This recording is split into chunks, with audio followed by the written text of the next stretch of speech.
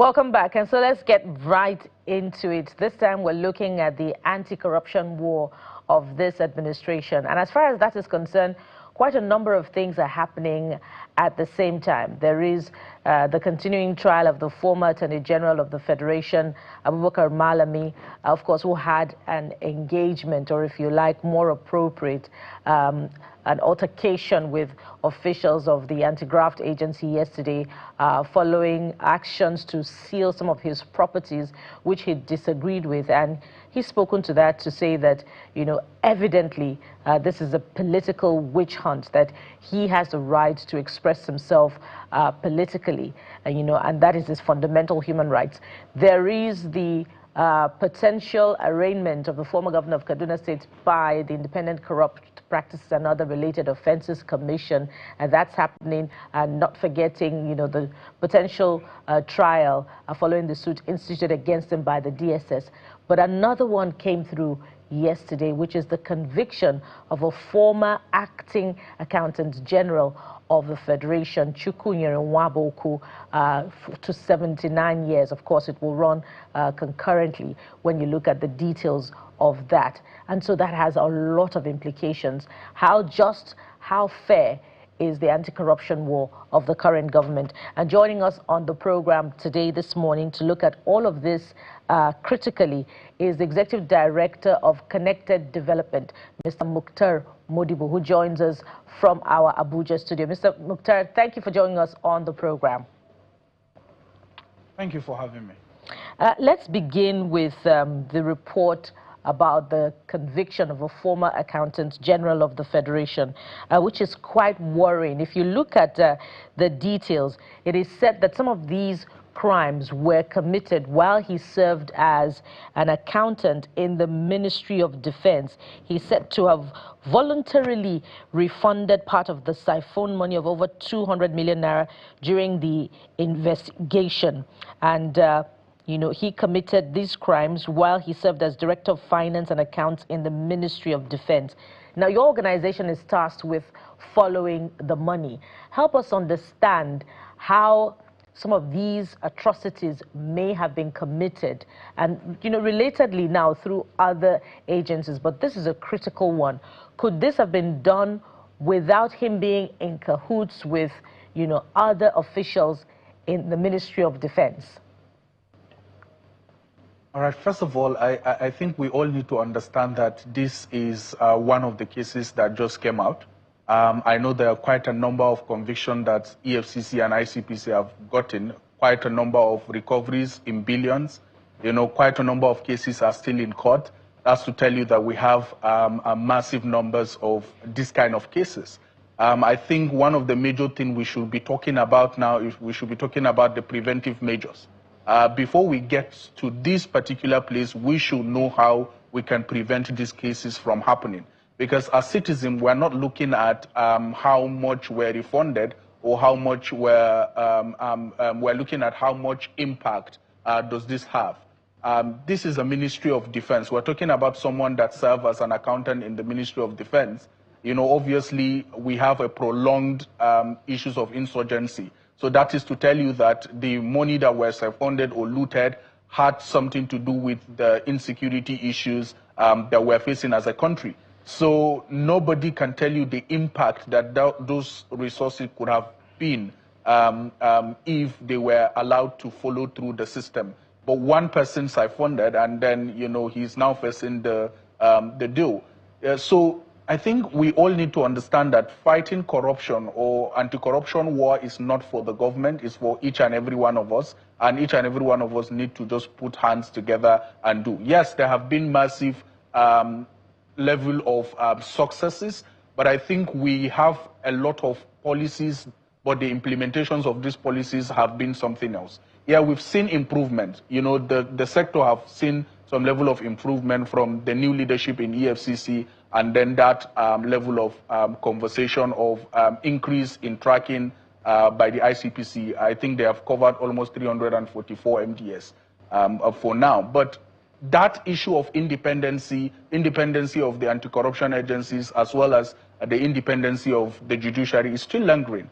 And then the issue of, people from the opposition feeling, you know, the whole war is against the opposition is also still lingering. So I think the major thing we should all understand is this fight is for all of us, and all of us need to join hands together.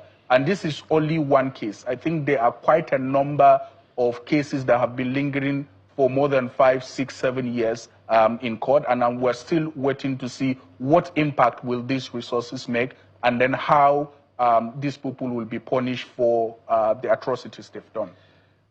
So my question is, how or why is it easy to commit such crime? I mean, it will be understandable if it's a one-man business, right? If it's a sole proprietorship where nobody's seen what you're doing. But for someone with that kind of career, these crimes are said to have been committed prior to even when he became the Accountant General, which didn't last for more than, I think, 3 months in 2022, was appointed in May and removed July. Now, he was appointed because the former Accountant General, who has a case in court for over 109 billion naira, was also suspected of the same issue. So it looks like if you look into the system right now, you'll find a lot of these people. And I wonder, why is it easy, that easy, to commit such crimes with our Commonwealth? It is not sole proprietorship. It is not a small-scale business. It is a nation.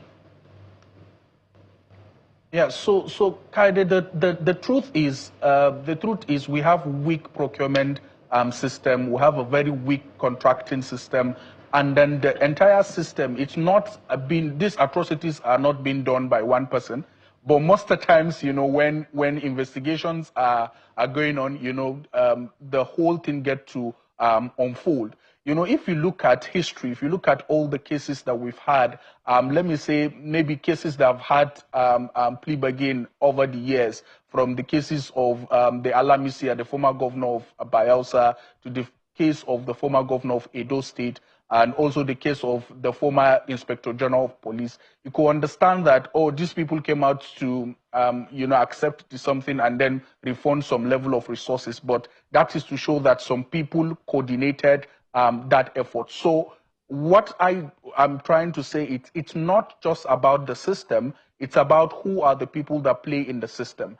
And if the system have some level of gaps, you know, people override or use that level of gap to commit atrocities. So this is someone that have stayed for some level of months, you know, was able to do all this. And if you remember, he was appointed because someone that was occupying that particular office did something, you know. And we've seen cases in the anti-corruption cases, like the scandal with the Ministry of Humanitarian Affairs, both the minister that left and then the one that came on board, all of them had some level of financial irregularities. And if you look at the irregularities, were around the weak systems, from procurement to the contracting, and then some level of bureaucracy, and then political interference that has happened. So if we look into the system and understand the gaps within those systems and try to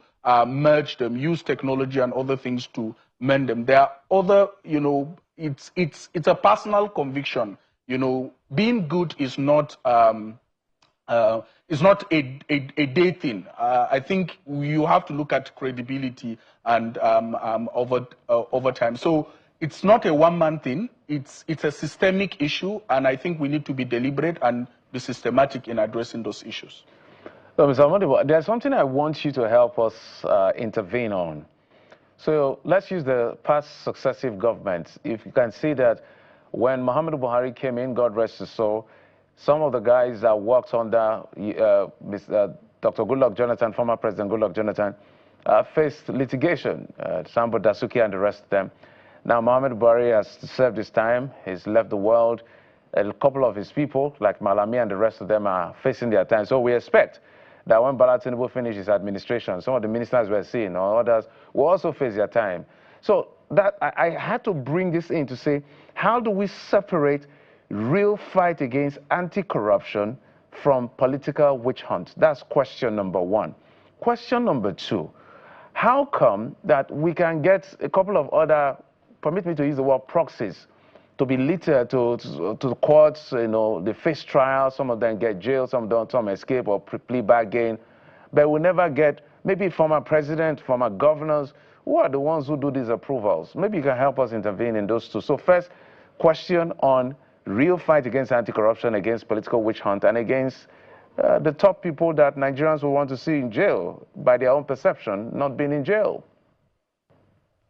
All right. So first of all, if you look at what is happening to presidents and governors and what have you, is that level of immunity that they have. And one of the first thing I said earlier is, I think we need to look towards preventive measures, right? Rather than, you know, what we're looking at now. You leave the office before things will do. So there's a thin line between competition and collaboration, right?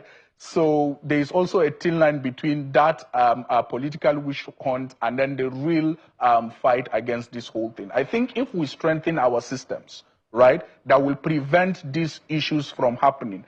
And to me, if you ask me, it is normal for us to have a president going on trial because he is the one that approves some of these resources, or governors going on trial. But the immunity, that's what we have. And one of the first thing I'll call is, if we're looking at amending our constitution, these are things that we should look at if we really want to be deliberate in fighting corruption. Because most of the times, you know, as citizens, one of the first things we look at is, you know, if someone goes through a plea bargain, I'll give you an example with that.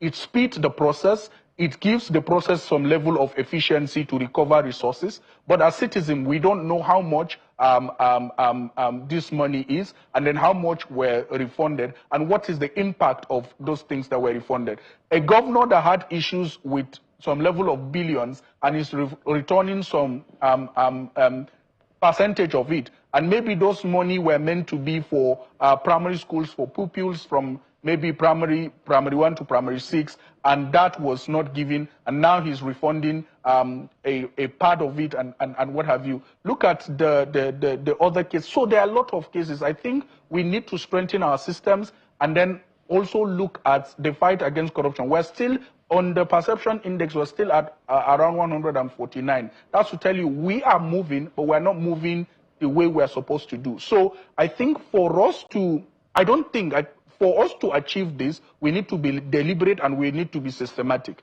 And in being deliberate and systematic, we need to mobilize and decentralize information so that people are aware of what the government is trying to do, and people are also supporting the government, trusting the government. Because it's another thing for government to say we're fighting corruption, and it's another thing for people to trust and believe that the system will fight the corruption. So, because it's a belief that everyone that is out of government and is not pro-government automatically gets into the radar. But I don't think that is completely right, because we've seen the case that happened with the present minister. I mentioned it earlier, that's the Beta Edu case. Yes, in as much as the case was a public conversation, she was suspended, she went to EFCC from there, everything died off. Nobody knows what happened. Nobody knows what is the remedy, what is the punishment, and what have you. And that's what people will look at. Most of these cases that you hear about, I mean, I don't want to really go into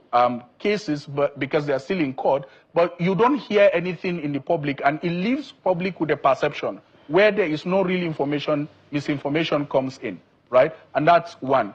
The second question you asked about the proxy and what have you, I think everything is about weak system, and it's around how people believe the system. We all need to believe in this system because we only have Nigeria at hand, and we all need to join hands together to run a race and then win the race together. I think that's the basic thing. We need to address our weak systems, the gaps that we have, and we need to also be more active in preventive measures, not, you know, prosecution, recovering of looted funds, or, you know, we need to put check and balances into our system, and we need to effectively follow up and get feedback on these check and balances, and then we need to, you know, continue to do participatory governance so that everybody is in check and everybody understands what the government is trying to do. Well, you know, we hope that the system itself is not encouraging, you know, this corruption, because the chairman of the FCC had said in the past in a different fora that, you know, some of these politicians cannot steal without the active participation of civil servants themselves. And, you know, the biggest conviction that we have recorded happened with a former civil servant in the Ministry of Defense. And so we hope that the anti-corruption fight is as thorough as possible. But we must thank you very much for coming to bring your own insight into this very important subject matter. Mr. Mukhtar Modibbo is the Executive Director of Connected Development. Thank you for coming on the program. Thank you for having me. And that sums it up on the program today, but perhaps we'll have just one more offering before we close. Well, speaking of air disasters, there was yet another in Colombia that killed 66 people, just barely recovering from the one reported at LaGuardia Airport. But this one's death toll is way more. And these people lost their lives after a military transport plane carrying 128 people crashed shortly after takeoff in Colombia's Puerto Leguizamo on Monday. The head of Colombia's armed forces, General Alejandro Lopez Barreto, said that dozens were injured in the incident, adding that 4 military personnel were still missing. That is a Hercules C-130 transport plane right there, including 115 people from the Army, 11 Air Force members, and 2 from the National Police. Quite sad and heartbreaking, but that's it on the program.